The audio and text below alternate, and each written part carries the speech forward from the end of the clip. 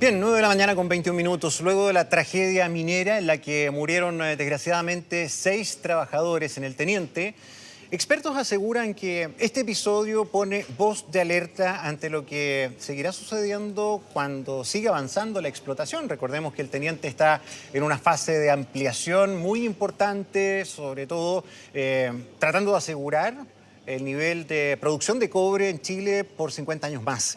Queremos hablar de lo que ha ocurrido. Tenemos un experto en justamente este tema, Amin Ahmadinejad, doctor y profesor asociado en el Departamento de Minería de la Pontificia Universidad Católica. ¿Cómo estás, Amin? Hola, buenos días. Muchas gracias, muy bien. Bueno, nos interesa mucho conocer tu punto de vista de lo ocurrido, pero particularmente centrarnos en lo que anticipábamos. El Teniente es la mina subterránea más grande del mundo, es la mina que más cobre produce en Chile y se está ampliando de manera importante. Solamente el espacio, las galerías que corresponden al lugar donde fue este accidente, es la ampliación de más de 25 kilómetros de túneles. Ocurre esto, la explosión de rocas, y la gran pregunta es, a 1.200 metros de profundidad, ¿cómo sigue? ¿Estará debilitado el cerro? ¿Hay riesgo? Primero que quiero comenzar con expresar mi condolencia a las familias de afectados. Y en la respuesta de tu pregunta, primero tenemos que mirar qué es lo que está pasando y cuáles son los mecanismos. Mira, el Teniente, como mencionaste, es la mina más grande del mundo, tiene mucha tunería. Y también hay un punto importante en Mina del Teniente que tienen un mecanismo de fracturamiento hidráulico. Justamente este fracturamiento hidráulico es una estrategia para reducir los riesgos de estallido de roca. ¿Qué significa este proceso? ¿Es para ir haciendo túnel? No, el fracturamiento hidráulico es una fractura inducida por humano que van a quebrar la roca para debilitar la roca, porque cuando vamos a debilitar la roca vamos a bajar la capacidad de absorción y almacenamiento de energía. En el fondo le van quitando presión. Sí, así ¿Eso va a es? ser. Así Para es. evitar estos rompimientos o explosiones. En vez de presión, vamos a bajar la capacidad de absorción y almacenamiento de energía. Ahora, esta estrategia es bastante efectivo para estallido de roca en manera local, por ejemplo, porque tenemos distintos tipos de estallido de roca, que dicen strain burst, o que es un nivel chico, pero en paralelo el fracturamiento hidráulico está cambiando o perturbando la presión de poros. Ya. Y la presión de poros... O sea, igual va debilitando la roca principal. No debilitando la roca principal, pero puede desencadenar o hacer como una especie de reactivación las fallas naturales que existen. Ya. ¿Ese riesgo siempre está presente? Siempre nosotros sabemos que en toda la Tierra hay fallas, Claro. fallas naturales, entonces siempre vamos a tener actividades sísmicas, pero el hecho es importante que cuando estamos haciendo, por ejemplo, un proceso como fracturamiento hidráulico, tenemos cuidado que no vamos a perturbar la presión de poro de las fallas críticas, porque también dentro de las fallas, algunas fallas son críticas, porque estamos en un estado de equilibrio, que con un poco perturbación de presión encima de una falla podemos reactivarla. ¿Podría haber sido una de las causas del accidente?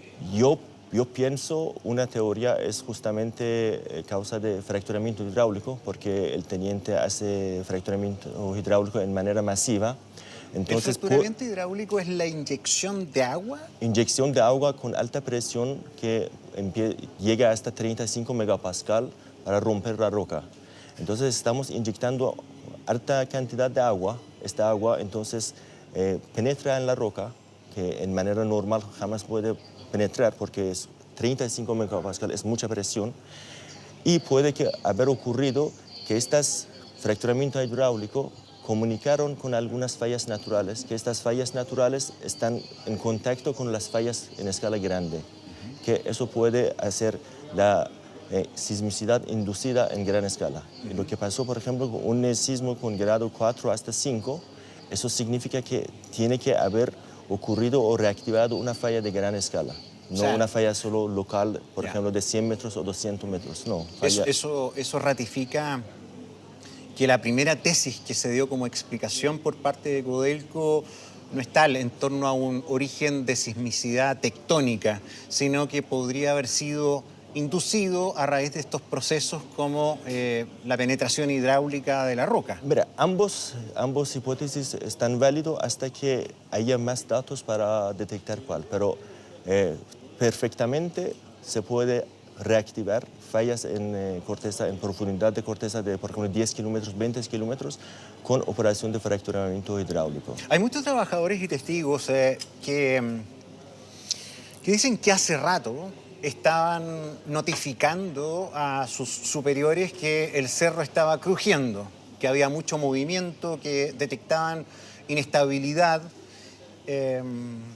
La ampliación de estos 25 kilómetros de andesita, me entiendo, debía estar terminada a fines de este año, los 25 kilómetros.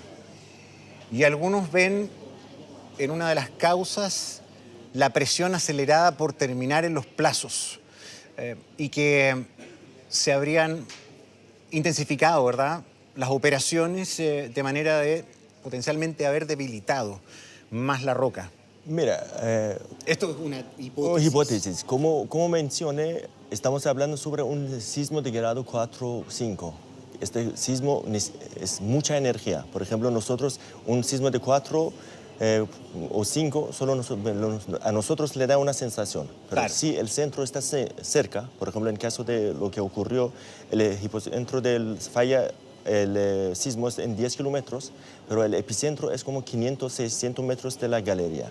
Entonces, esta distancia corta, con esta magnitud, libera mucha energía.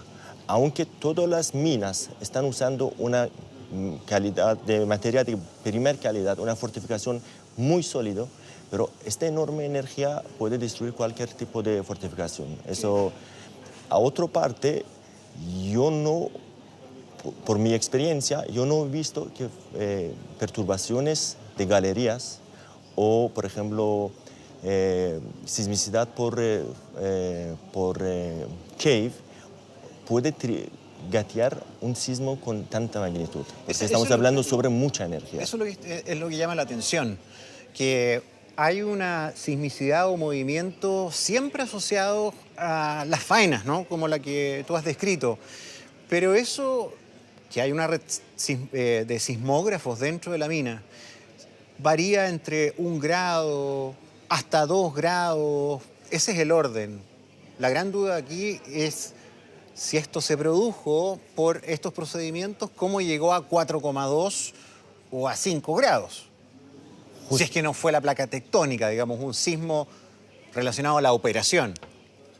De nuevo, como digo, necesitamos más datos. ¿Qué datos te faltan? Justamente eso también es muy bueno, que las autoridades un poco confían a las universidades y a los científicos.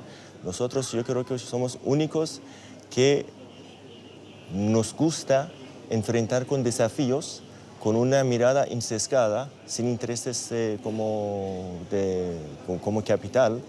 Y lo que nos interesa mucho siempre es datos. Hay muchos datos de valor que pueden compartir con las universidades, centros científicos de Chile, que se pueden dar mucho valor agregado a estas informaciones valorosas que existen.